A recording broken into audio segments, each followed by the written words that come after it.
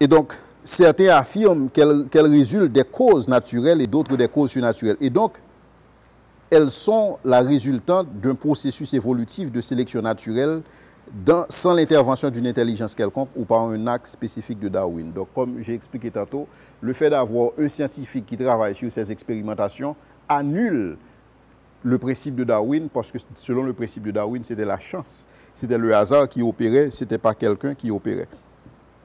Maintenant, la question que des gens se posent souvent, maintenant, qu'en est-il des fossiles qu'on retrouve et qui montrent qu'effectivement que l'homme vient du singe, en principe? Parce que c'est ça l'idée de Darwin.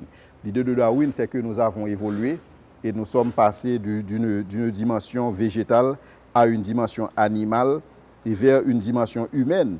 Et donc, il y avait eu une évolution et donc la vie a commencé et donc l'homme était un singe au début et plus tard, l'homme est devenu un homme. Et la réalité, c'est qu'on ne peut pas retracer cette évolution à partir des squelettes qui ont été découverts. Parce que les squelettes d'hommes qui ont été découverts ou les squelettes de soi-disant singes et qui ont été découverts, ce sont des squelettes en pleine formation, avec toutes leurs capacités. Et ce sont des squelettes qui ressemblent à des squelettes d'hommes. Et donc, on ne peut pas suivre l'évolution de Darwin à partir des fossiles qui sont retrouvés. On ne peut pas suivre ça. Donc, tout ce qu'on peut voir, c'est tout simplement, et je devrais dire, il n'y a que des hypothèses, et il n'y a que des présuppositions, il n'y a que des suppositions, mais il n'y a absolument rien de concret, et rien que les naturalistes peuvent produire pour dire, voici comment l'homme a évolué, c'était un singe ici, le singe a évolué, il a évolué, il a évolué, il a évolué jusqu'à devenir. Donc on ne peut pas présenter l'ensemble des pièces du puzzle pour effectivement dire, voici comment l'homme est descendu du singe. Donc on ne peut pas le faire. Tout ce qu'on peut faire, on peut constater que dans la structure de l'homme, il existe certaines similitudes avec la structure du singe. C'est tout ce qu'on peut voir. Et c'est tout à fait normal, parce que le singe aussi a été créé par Dieu. Donc pourquoi serait-il surprenant de savoir que dans la structure de l'homme, on retrouverait des similitudes dans la structure du singe? Pourquoi c'est si différent? Pourquoi ça devrait poser un problème? C'est la même chose pour les médicaments que nous fabriquons.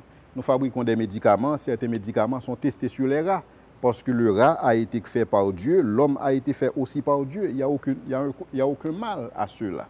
Mais cela n'explique pas le fait nécessairement pour dire que l'homme vient du singe. Il faut voir que tout ce qui existe dans l'univers vient de Dieu.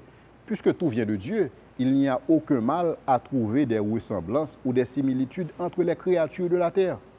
Tout vient de Dieu, non? En principe, c'est ça, c'est l'argument de Darwin dans ce contexte ne tient pas debout. La géologie ne révèle assurément pas une chaîne organique. La géologie ne peut pas révéler ces choses jusqu'à aujourd'hui. Ce n'est pas prouver une chaîne organique qui explique voilà le mécanisme, voici ce qui s'est passé pour que l'homme puisse venir du singe, et enfin, de manière graduée. Donc c'est peut-être l'objection la plus évidente et la plus grave que l'on puisse discuter de ma théorie, et ça, Darwin l'avait reconnu lui-même. Il avait reconnu personnellement des failles dans sa théorie, dans la mesure où on ne peut pas venir avec des fossiles pour expliquer la graduation du singe vers l'homme. Donc ça n'existe pas pour lui.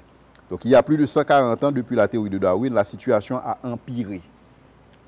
Donc on ne peut pas prouver ces choses. Donc aucune fossile n'est découverte présentant les différents stades d'évolution de l'homme.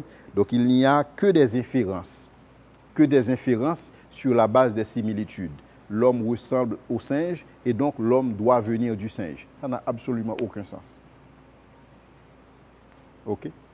Donc dans la réalité, on ne peut pas tester ces choses, mais cependant, ce sont des choses que des gens entendent parler et qui n'ont pas eu la possibilité de lire, d'étudier sur ces choses et qui ne font que répéter.